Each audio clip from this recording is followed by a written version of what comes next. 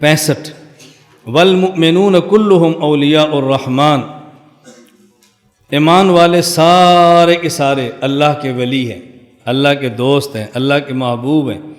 وَأَكْرَمُهُمْ عِنْدَ اللَّهِ أَطْوَعُهُمْ وَأَتْبَعُهُمْ لِلْقُرْآنِ، لیکن ان میں اللہ کو سب سے پیارا وہ ہے کہ جو اللہ کی اطاعت زیادہ کرتا ہے اور قرآن کریم کی اتباع زیادہ کرتا ہے، وہ اللہ کو سب سے زیادہ پسند ہے۔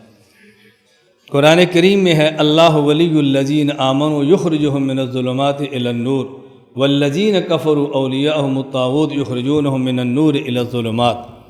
اللہ ولی ہے ہر ایمان والے کے، اور ولایت کی دو قسمیں ہیں، ایک ہے ولایت خاصہ اور ایک ہے ولایت عامہ۔ ولایت خاصہ کلوز فرینڈ، خاص قسم کی دوستی، اور ولایت عامہ معمول کی دوستی، عام چھوٹی موٹی یاری۔ ولایت عامہ تو ہر مومن کو حاصل ہے، لیکن ولایت خاصہ ان اولیاء الا المتقون، وہ صرف تقوی والے ہیں، انہی کو ملتی ہے۔ ولایت عامہ اللہ نے عطا کی، یہ بھی اللہ کا بہت بڑا احسان ہے، اللہ کا بہت بڑا فضل ہے، اللہ کا بہت بڑا کرم ہے، لیکن اس ولایت عامہ پر انسان کو رکنا نہیں چاہیے۔ ولایت خاصہ جو تقوی سے ملتی ہے اس کو حاصل کرنے کی بھرپور کوشش کرنی چاہیے۔ یہ ولایت عامہ اور خاصہ سمجھ آ گیا تو اب دونوں آیتوں میں تعارض بھی نہیں ہوگا۔ ایک آیت سے معلوم ہوتا ہے کہ ہر مومن اللہ کا ولی ہے، اور ایک آیت سے معلوم ہوتا ہے نہیں صرف متقین اللہ کے ولی ہے۔ اب تعارض خود بہت ختم ہو جائے گا کہ جہاں سے ثابت ہر ایمان والا ولی ہے وہ ولایت عامہ ہے، اور جس آیت سے ثابت کہ متقین اللہ کے ولی، صرف متقین اللہ کے ولی ہیں، اس سے مراد ولایت خاصہ ہے۔ 66 والایمان هو الایمان باللہ وملائکتہ وکتبہ ورسلہ والیوم الآخر والقدر خیرہ وشرہ وحلوہ ومرہ من اللہ تعالی۔ یہ کچھ ایمانیات کی امام طحاوی نے تفصیلات فرما دی ہیں۔ ایمان یہ ہے کہ اللہ کو مانو، اس کے فرشتوں کو مانو، ان کی کتابوں کو مانو، ان کے رسولوں کو مانو، اور قیامت کے دن کو مانو، والقدر خیرہ، اور تقدیر کو مانو، خیر ہو یا شر، اس پر بات ہو چکی ہے، وہ تقدیر میٹھی ہو یا کڑوی جیسی بھی ہو اس کو ماننا چاہیے۔ یہاں صرف ایک بات نشین فرما لے، والیوم الآخر، قیامت۔ قیامت کی دو قسمیں ہیں، ایک ہے قیامت صغریٰ اور ایک ہے قیامت کبریٰ۔ من مات فقط قامت قیامتہ، جو شخص فوت ہو گیا اس کی قیامت مرتے ہی شروع ہوگی، یہ قیامت صغریٰ ہے۔ اور حشر کے بعد جب دوبارہ اٹھیں گے تو قیامت کبریٰ۔ قیامت صغریٰ جو برزخ کا دور ہے، اس میں سوال بھی اجمالاً ہے، آگے آ رہا ہے، من ربک من نبیک ما دینک، اور جواب بھی اجمالاً ہے، نہ تفصیلی سوال نہ تفصیلی جواب، اور اگر جواب دے دے تو اس پر عرض جنت ہے، اور اگر جواب نہ دے اس پر عرض نار ہے۔ عرض جنت کا معنی جنت کا پیش ہونا، نہ کہ جنت میں داخل ہونا۔ عرض نار کا معنی جہنم کا دکھایا جانا، نہ کہ جہنم کا پیش ہونا۔ اور قیامت حشر کو جو قیامت کبریٰ ہے، وہاں سوالات بھی تفصیلی ہوں گے، جوابات بھی تفصیلی ہوں گے، اور اس کے بعد نتیجہ دخول جنت اور دخول نار کا ہوگا۔ عرض نار اور عرض جنت کا نہیں ہوگا، مومن جنت میں داخل ہوگا اور کافر جہنم میں داخل ہوگا۔ تو ایک قیامت صغریٰ ہے، ایک قیامت کبریٰ ہے۔ ہم قیامت کبریٰ بھی مانتے ہیں، قیامت صغریٰ بھی مانتے ہیں۔ نمبر 67 وَنَحْنُ مُؤْمِنُونَ بِذَلِكَ كُلِّهِ، ہم ان میں سے ہر ایک چیز تمام پر ایمان لاتے ہیں۔ وَلَا نُفَرِّقُ بَيْنَ أَحَدٍ مِّن رُّسُلِي، اور انبیاء کے درمیان فرق نہیں کرتے۔ وَنُصَدِّقُهُمْ كُلَّهُمْ عَلَىٰ مَا جَاءُوا بِهِ، اور جو نبی جو کچھ لے کر آیا ہم ان سب کی تصدیق کرتے ہیں۔ انبیاء کے درمیان فرق نہیں کرتے۔ قرآن کریم میں ہے تِلْكَ رُسُلُ فَضَّلْنَا بَعْضَهُمْ عَلَىٰ بَعْضٍ، بعض نبی بعض نبیوں سے افضل ہے، تو ہم نبیوں کو برابر کیسے کہہ سکتے ہیں؟ ہم نبیوں کو برابر نہیں کہہ سکتے۔ فرق نہ کرنے کا معنی کہ ہم نفس نبوت میں فرق نہیں کرتے، نفس وحی میں فرق نہیں کرتے۔ یہ تمام انبیاء ہیں، اور نبی وہ جس پر وحی آتی ہے، جس پر جبریل امین وحی لے کر آتے ہیں۔ باقی درجات میں فرق قرآن نے کیا ہے تو ہم بھی کرتے ہیں۔ تو لا نفرق کا معنی ایک، ہم بعض نبیوں کو مانیں اور بعضوں کو نہ مانیں، نہ، یہ نہیں کرتے۔ اور اسی طرح ہم یہ بھی نہیں کرتے کہ جو نبی کا مقام نہیں اس کو وہ دے، اور جو مقام ہے اس سے نیچے لے ہیں۔ نبی کا مقام نبوت کا ہے، الوہیت کا نہیں ہے کہ نبی کو الہ مان لیں، اللہ کا بیٹا مان لیں، ایسے بھی نہیں کرتے۔ اور نبی کا مقام جو نبوت کا ہے عام مومن کی طرح نہیں ہے کہ اس کو عام آدمی کی طرح مان لیں، یہ بھی نہیں ہے۔ تو ہم ان میں فرق نہیں کرتے، جو مقام اللہ نے نبوت کا دیا ہے سب کا مانتے ہیں اور سب پر ایمان لاتے ہیں۔ ہاں بعض نبیوں سے افضل ہے، ہم اس پر اعتراف کرتے ہیں۔ اور یہ ذہن نشین فرما لیں، ایک نبی دوسرے نبی سے افضل، یہ جو وجہ فضیلت ہے یہ اعمال نہیں ہے، وجہ فضیلت علوم ہے۔ کمال نبوت علم ہے، کمال نبوت عمل نہیں ہے۔ کمال نبوت علم ہے، اس کی دلیل کسی شخص کا کمال وہ ہوتا ہے جو اس میں ہو اور دوسرے میں نہ ہو۔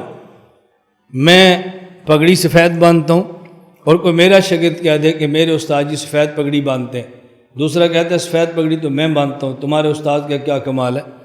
ہمارے استاد جی 3 گھنٹے پڑھاتے ہیں، وہ کہ غیر ہمارے استاد 4 گھنٹے پڑھاتے ہیں، یہ کون سا کمال ہے؟ کمال وہ ہوتا ہے جو صاحب کمال میں اور دوسرے میں نہ ہو۔ جو علم نبی کے پاس ہوتا ہے، نبی کی امت میں اتنا علم کسی کے پاس نہیں ہوتا، یہ نبی کا کمال ہے۔ جہاں تک تعلق اعمال کا ہے، وہ تو امتی بظاہر اعمال میں نبی سے آگے نکل جاتا ہے۔ ہمارے پیغمبر پاک نے 1 حج کیا ہے اور امتی 10 حج کرتا ہے۔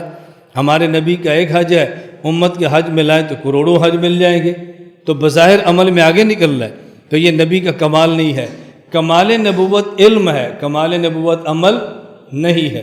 یہ بات الگ ہے کہ پیغمبر سے بظاہر امتی عمل میں آگے نکلتا ہے، لیکن حقیقت یعنی عمل کا جب اجر ملے گا اور عمل کا وزن ہوگا، اس میں امتی نبی سے آگے نہیں نکل سکتا۔ اگر نبی کا 1 سجدہ ہے اور امت کے کروڑوں سجدے ہیں، نبی کا 1 حج ہے اور امت کے ہزاروں اور لاکھوں حج ہیں، تو پیغمبر کا حج دیکھنے میں 1 ہے، لیکن جب قیامت کے دن تولا جائے گا 1 حج ان کے لاکھوں حجوں سے آگے نکل جائے گا، 1 سجدہ اربوں سجدوں سے آگے نکل جائے گا۔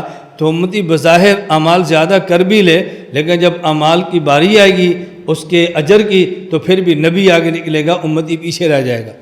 لیکن کمال نبوت یہ علم ہے، جس نبی کے پاس جتنا علم ہوگا وہ نبی اسی علم کے بقدر دوسرے نبی سے افضل ہوگا۔ اگر وجہ فضیلت عمل ہوتی تو حضرت نوح علیہ السلام رسول اللہ صلی اللہ علیہ وسلم سے افضل ہوتے۔ حضرت نوح علیہ السلام کی جو عمر ہے وہ 950 سال قرآن نے بیان فرمائی۔ لبث فیہم 1000 سنۃ الا 50 عاما، ان میں سے 910 سال آپ کی دعوت کے سال ہے، 910۔ اس کا مطلب حضرت نوح علیہ السلام کی عمر 950 سال اور عمل دعوت کی عمر 910 سال۔ ہمارے پیغمبر پاک کی عمر 63 سال اور عمل دعوت کی عمر 23 سال۔ اگر اعمال کی بنیاد پہ فضیلت ہوتی تو ہمارے نبی کی عمل دعوت 23 سال ہے، ان کے عمل دعوت 910 سال ہے، وہ افضل ہوتے۔ لیکن افضل ہمارے پیغمبر ہیں، کیوں؟ علمت علم الاولین والآخرین، رسول اکرم صلی اللہ علیہ وسلم کو اولین و آخرین کا علم ملا ہے، چونکہ آپ کا علم تمام نبیوں کے علوم سے زیادہ ہے، اس لیے مقام میں آپ تمام انبیاء سے افضل اور اعلیٰ ہیں۔ نمبر 68، وَأَهْلُ الْكَبَائِرِ مِنْ أُمَّةِ مُحَمَّدٍ صلی اللہ علیہ وسلم فِي النَّارِ لَا يُخَلَّدُونَ، حضور اکرم صلی اللہ علیہ وسلم کی امت کے وہ لوگ جو مومن ہیں اور کبیرہ گناہ کر چکے ہیں اور توبہ بھی نہیں کی، یہ جہنم میں جائیں گے لیکن ہمیشہ جہنم میں نہیں رہیں گے۔ یہ جو من امت محمدن کہا، یہ قید اتفاقی یا قید احترازی نہیں ہے۔ قید احترازی کا معنی اور اتفاقی کا مطلب کیا ہوتا ہے؟ اگر یہ قید احترازی ہوتی تو اس کا معنی ہوتا کہ امت محمدیہ کے کبیرہ گناہ کرنے والے لوگ جو بغیر توبہ کے مرے وہ تو جہنم میں ہمیشہ نہیں رہیں گے، اور پہلی امتوں کے افراد جو نے کبیرہ گناہ کیے بغیر توبہ کے مرے اور وہ جہنم میں ہمیشہ رہیں گے۔ لیکن یہ قید اتفاقی ہے، اس کا معنی یہ نہیں کہ گزشتہ امتوں کے اہل کبائر جنت میں نہیں جائیں گے، وہ بھی جنت میں جائیں گے، وہ بھی جہنم میں جائیں گے تو تھوڑی دیر کے لیے جائیں گے، ہمیشہ وہ بھی نہیں جائیں گے۔ لیکن چونکہ یہ عقائد امت محمدیہ کو پڑھائے جا رہے ہیں، اس لیے امت محمدیہ کو سمجھایا جا رہا ہے۔ اس امت میں اگر کوئی گناہ کبیرہ کا ارتکاب کر لے، اس کے بارے میں ذہن نہ بنانا کہ ہمیشہ جہنم میں رہے گا۔ اذا ماتوا، جب ان کا اسی پر انتقال ہو جائے، وہم موحدون، ان ہوں توحیدی عقیدہ ٹھیک ہو، وَإِن لَّمْ يَكُونُوا تَائِبِينَ، اور گناہوں سے اگرچہ توبہ نہ کی ہو۔ میں نے وضاحت کر دی ہے، مومن ہو کبیرہ گناہ کرے اور بغیر توبہ کے فوت ہو جائے تو جہنم میں جائے گا بھی تو ہمیشہ نہیں رہے گا۔ بعد ان لقوا اللہ عارفین، مومنین عارف ہو، اللہ کو پہچانتا ہو، ایمان لاتا ہو، بہم کی مشیت ہی و حکم ہی، یہ اللہ کی مشیت اور اللہ کے حکم کے تابع ہیں۔ اللہ چاہے تو گناہوں کی وجہ سے قانون سزا دے دیں، اور چاہے تو اپنے کرم سے جہنم میں بھیجے ہی نہ اور سیدھا جنت میں بھیج دے۔ انشاء غفر لہم، اگر اللہ چاہیں کہ معاف فرما دیں گے، وعفى عنہم بفضلہ، اپنے کرم سے درگزر فرما دیں گے۔ کما قال تعالی فی کتابہ العزیز ان اللہ لا یغفر ان یشرک بہ ویغفر ما دون ذلک لمن یشاء، اللہ مشرک کو معاف نہیں کرتے، اس کے علاوہ جس کو چاہیں معاف فرما دیں گے۔ وَإِن شَاءَ عَذَّبَهُمْ فِي النَّارِ بِعَدْلِهِ، اور چاہیں تو ان کو اللہ چاہیں گے تو ان کو سزا دیں گے، جہنم میں بھیجیں گے، اور یہ قانون کا تقاضا ہوگا عدل کے ساتھ۔